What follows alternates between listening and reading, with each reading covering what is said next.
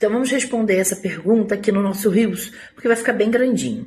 Então vamos entender o primeiro ponto, irmã. Aqui a gente vai falar diretamente para quem é católico, porque nós estamos falando da nossa realidade de moral cristã católica. Mas eu acho que vale a pena todos vocês conferirem, porque é espetacular e vale como motivação, independente da nossa crença, independente da nossa religião, independente da nossa raça, da nossa cor, não importa, porque é algo que motiva a nossa vida como ser humano, estar aberto à procriação, estar aberto à vida e, por motivo justo, poder espaçar isso. Então vamos entender um pouquinho. Primeiro a gente tem que entender que quando a gente casa, nós temos primeiro Deus, depois a nossa família e depois eu. Né? Então a gente precisa lá, em Manivita fala, no Manivita 10, né? A gente tem que ter essa ordem moral objetiva estabelecida por Deus para que a gente possa compreender todas as coisas, beleza? Então isso precisa ficar bem claro para a gente poder dar seguimento. Entender?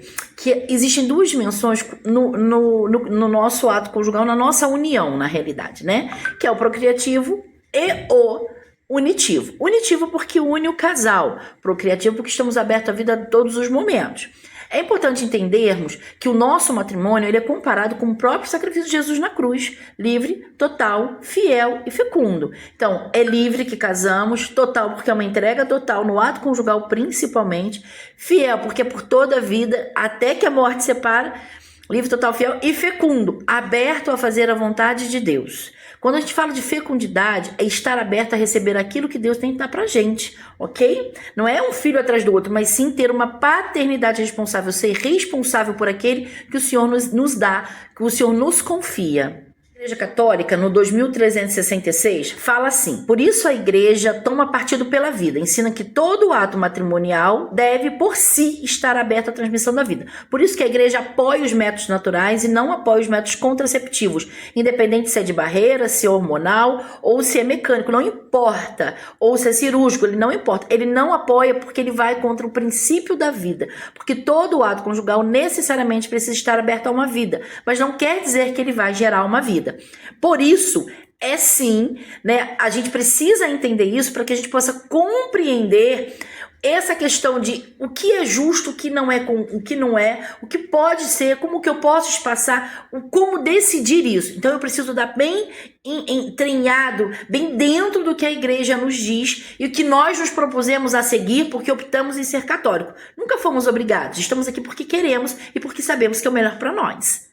A paternidade responsável ela é diferente do controle de natalidade. Por quê? O controle de natalidade quer controlar por si. E a paternidade responsável não. Ela é livre, ela é generosa e ela é ponderada. Temos que ter essa ponderação para saber os melhores momentos.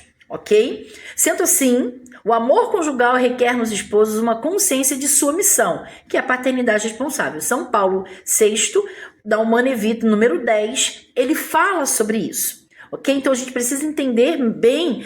Por que eu tô falando isso? Porque eu quero chegar lá na sua pergunta, minha irmã. Então, tendo em vista esse pequeno resumo que eu fiz, quero falar para vocês o que está escrito no Catecismo da Igreja Católica no 2368. Um aspecto particular desta responsabilidade diz respeito à regulação da procriação. Os esposos podem querer espaçar o nascimento dos seus filhos por razões justificadas.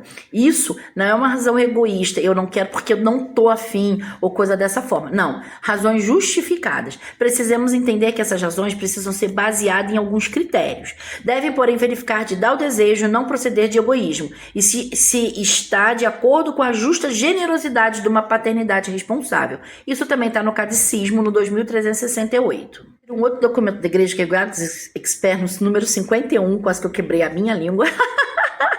Quando se trata, portanto, de conciliar o amor conjugal com a transmissão responsável da vida, a moralidade do comportamento não depende apenas da sinceridade da intenção e da apreciação dos motivos. Deve também determinar-se por critérios objetivos, tomando da natureza da pessoa dos seus atos. Critérios que respeitem, num contexto de autêntico amor, o sentido da mútua doação e da procriação humana. Tudo isso só é possível se cultivar sinceramente a virtude da castidade conjugal. Então, é muito interessante entender isso, porque estar aberto à vida e espaçar por um motivo justo, nós precisamos entender que não é estar fechado, mas sim esperar Deus ser Deus.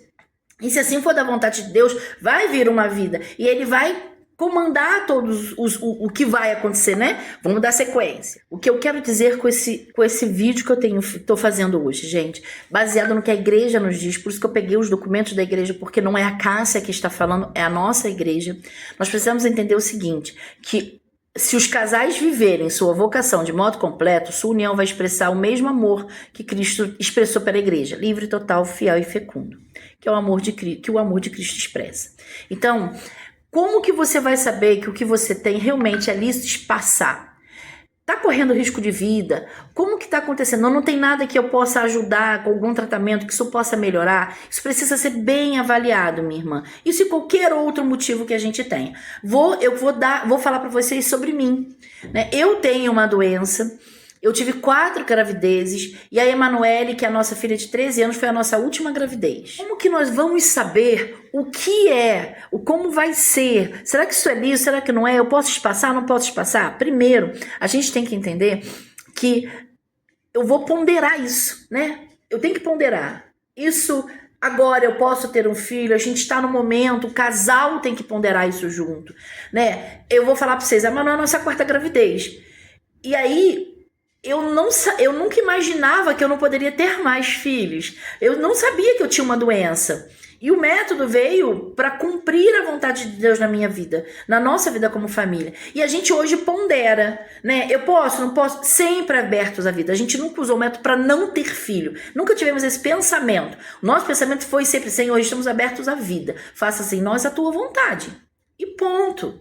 Então você precisa de quê? Se eu tenho algo que eu acho que sim, eu posso espaçar por um motivo justo, acha um sacerdote que seja um excelente diretor espiritual para te ajudar o casal nesse momento, ok? Importante.